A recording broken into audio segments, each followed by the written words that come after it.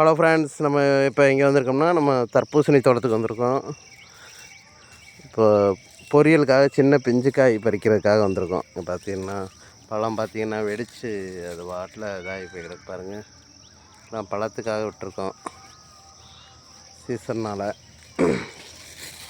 பழத்தடிச்சான்னு இருக்கலாம் காய்.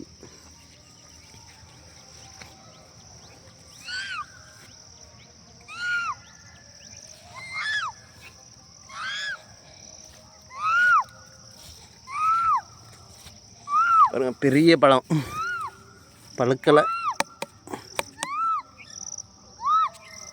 நிறையா பிஞ்சு வேஸ்ட்டாக போச்சு, அழுகி இதாகி போயிடுச்சு.